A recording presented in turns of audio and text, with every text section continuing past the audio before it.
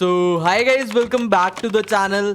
Let's start with a new video for your class 10th artificial intelligence. तो description में तुम्हें हमारी website की लिंक मिल जाएगी. इधर जैसे ही तुम सिलेबस पर क्लिक करोगे तुम्हारा ऑफिशियल सिलेबस खुल जाएगा फॉर योर सेशन 2026-27.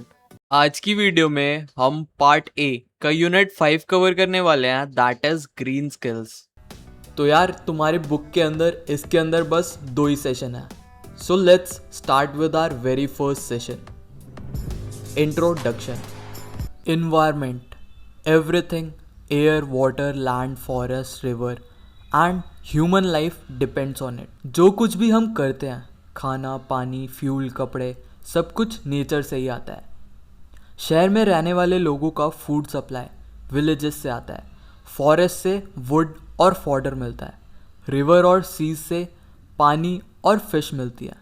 मतलब हमारी लाइफ टोटली डिपेंड करती है किस पे, एनवायरनमेंट पे. बट प्रॉब्लम ये है कि डेवलपमेंट के साथ साथ एनवायरनमेंट का पॉल्यूशन भी बढ़ता जा रहा है. फॉर एग्जांपल हमें हाई इनपुट एग्रीकल्चर मतलब ज़्यादा फूड चाहिए तो हम ज़्यादा फर्टिलाइज़र और पेस्टिसाइड का यूज़ कर रहे हैं. इससे फूड तो हमें ज़्यादा मिल रहा है बट सॉइल वगैरह भी बहुत नेक्स्ट लेवल पर डैमेज हो रही है. हमारा लाइफस्टाइल रिसोर्सेज को फास्ट ख़त्म कर रहा है. इसलिए हमें रिसोर्सेज को सस्टेनेबल वे में यूज़ करना है ताकि हम और फ्यूचर जनरेशन दोनों एक हेल्दी इन्वायरमेंट एंजॉय कर सकें. Sustainable development. तुम्हारे टेक्स्ट बुक में जो डेफिनेशन गिवन है, development that satisfies present needs without compromising the ability of future generations to meet their own needs.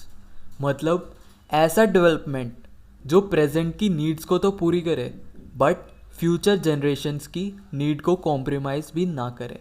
मतलब balance between economic growth, environmental care and social wellbeing. जैसे sustainable agriculture जिसमें chemicals, pesticides और fertilisers कम use किए जाते हैं.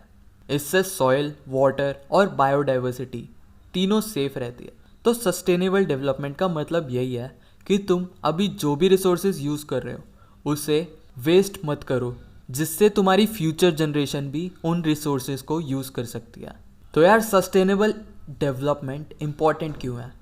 आज के time पे पॉपुलेशन और इनकम दोनों बढ़ रही है. ज़्यादा गुड्स प्रोड्यूस करने के लिए ज़्यादा नेचुरल रिसोर्सेज चाहिए.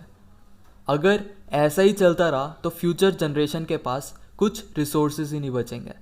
इसलिए हमें अपनी लाइफस्टाइल डेवलपमेंट स्ट्रैटेजी को चेंज करना है जिससे सस्टेनेबल डेवलपमेंट भी हमारे साथ साथ चलती रहे. तो यार सस्टेनेबल डेवलपमेंट से रिलेटेड कुछ प्रॉब्लम्स. सबसे पहले फूड प्रॉब्लम. फर्टाइल लैंड ख़त्म हो रही है धीरे धीरे क्योंकि लैंड पर हाउसेस और इंडस्ट्रीज़ बनते जा रहे हैं और जिस पर एग्रीकल्चर हो रहा है वहाँ पर फर्टिलाइज़र्स, केमिकल्स वो सॉइल को ख़राब कर रहे हैं. सेकंड हो गया वाटर प्रॉब्लम. तो यार फ्रेश वाटर कहाँ, पॉन्ड में मिलता है लेकिन गार्बेज और पॉल्यूशन की वजह से वो भी डर्टी हो रहा है. फ्यूचर में क्लीन ड्रिंकिंग वाटर एक बड़ी प्रॉब्लम बन जाएगी.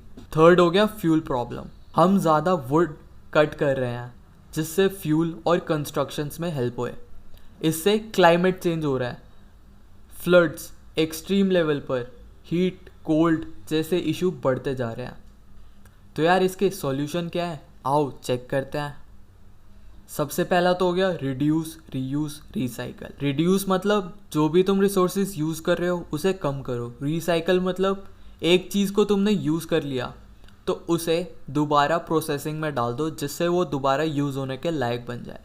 रीयूज़ मतलब जैसे तुमने एक प्लास्टिक का कंटेनर लिया उसे फिर रीयूज़ करते रहो, कुछ सामान रख लो उसके अंदर. उसके बाद हो गया प्लांट मोर ट्रीज़. जितने ज़्यादा ट्रीज़ उगाओगे उतने ज़्यादा बेनिफिट्स हैं. इको फ्रेंडली मटेरियल यूज़ करा करो जिससे पॉल्यूशन कम होएगा. क्लीन एनर्जी जैसे सोलर पावर यूज़ करा करो, विंड पावर यूज़ करा करो रादर दैन न्यूक्लियर पावर जिससे पॉल्यूशन बढ़ता है. फिफ्थ हो गया ऑर्गेनिक फार्मिंग यूज़ करा करो. ना के बराबर पेस्टिसाइड और फर्टिलाइज़र्स यूज़ करो. रेन वाटर जो भी बारिश होती है उसको कलेक्ट करो, क्योंकि वो प्योरेस्ट फॉर्म ऑफ वाटर होता है। बट अब तो एयर पॉल्यूशन की वजह से ये भी क्लीन नहीं रहा। तो यार तुम्हारी बुक में एक और टॉपिक मेंशन है, सस्टेनेबल डेवलपमेंट गोल्स। तो 2015 में यूएन ने 17 एसडीजी बनाए थे।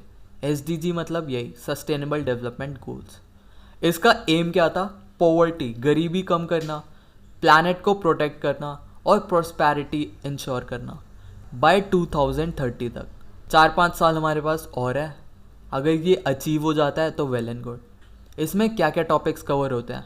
Poverty, gender equality, water use, energy, climate change, biodiversity. हर कंट्रीज़ को पॉलिसीज़ और एक्शन लेना ज़रूरी है जिससे ये गोल्स अचीव हो पाए।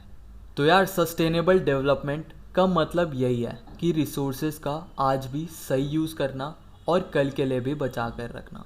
तो दिस वॉज योर सेशन 1। तुम्हारी बुक में जितने भी टॉपिक्स हैं हमने डिटेल में कवर कर लिए। So let's move to session number 2। Our role in sustainable development. हम अपने एंड से क्या क्या एफर्ट कर सकते हैं?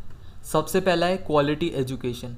हमें स्कूल रेगुलरली जाना चाहिए, अपने दोस्तों की पढ़ाई में मदद करनी चाहिए, और सबसे इम्पॉर्टेंट, कोई भी फ्रेंड तुम्हारा ड्रॉप ले रहा है, मतलब स्कूल छोड़कर ही जा रहा है, तो उसे रोकना चाहिए। सेकंड हो गया clean water and sanitation, avoid open defecation.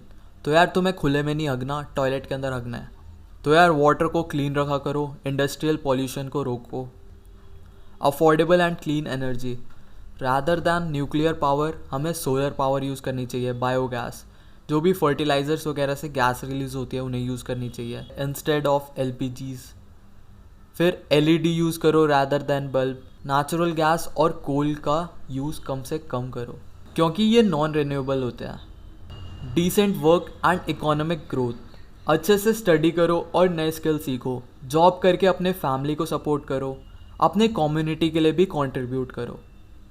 फिर हो गया रिड्यूस्ड इनइक्वालिटीज़, हर किसी के साथ फ्रेंडली रहो, सबको इंक्लूड करो, चाहे वो लड़का है या लड़की, किसी भी कास्ट का हो, क्लास का हो, मैटर नहीं करता। Sustainable cities and communities, lights और फैंस अननेसेसरी चल रहे हैं तो उन्हें तुरंत ऑफ कर दो, जितना हो सके नेचुरल लाइट यूज़ करो, एनर्जी एफिशिएंट अप्लायंसेस यूज़ करो। Responsible consumption and production, reuse और रिसाइकल की हैबिट डेवलप करो। मार्केट जाते टाइम क्लोथ बैग लेके जाओ, जो चीज़ें यूज़ नहीं करते जैसे कपड़े और बुक्स उन्हें डोनेट कर दो। पानी बचाओ और गार्बेज को प्रॉपरली डिस्पोज करो। फिर हो गया protect life below water, plastic का यूसेज कम से कम करो, ओशंस और रिवर्स क्लीन रखो, मरीन लाइफ को प्रोटेक्ट करना हमारी ड्यूटी है। प्रोटेक्ट लाइफ ऑन लैंड, ज़्यादा से ज़्यादा ट्रीज प्लांट करो, डिफॉरेस्टेशन को भी स्टॉप करो, सॉइल इरोजन को रोकने के लिए भी ग्रीनरी मेंटेन करो। सॉइल इरोजन तुमने बचपन में पढ़ा होगा ईवीएस में, जो भी फर्टाइल सॉइल होती है तुम्हारी उड़ ना जाए एक जगह से दूसरी जगह पर। तो यार कंक्लूजन यही है कि सस्टेनेबल डेवलपमेंट का मतलब आज के रिसोर्सेज को वाइजली यूज़ करना ताकि फ्यूचर जनरेशन्स भी उनका फ़ायदा उठा सके, ना कि बस तुम सब कुछ यूज़ कर कर ख़त्म कर दो।